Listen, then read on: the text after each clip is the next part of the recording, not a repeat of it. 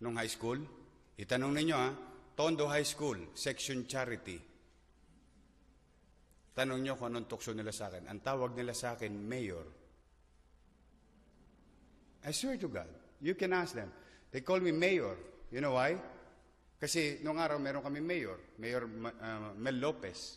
Meron siyang programa. Let's keep Manila clean and green. Hakutin ang basura.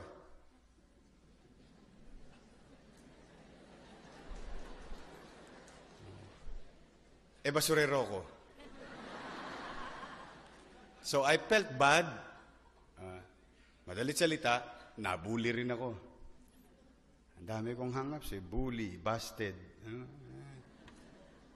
So, ang ginawa ko, instead nakaawaan ko ang sarili ko, and I hope you do the same. Matter of mindset. Di pinagbuti ko sarili ko, pinromote ko na sarili ko, naging sidecar boy na ako.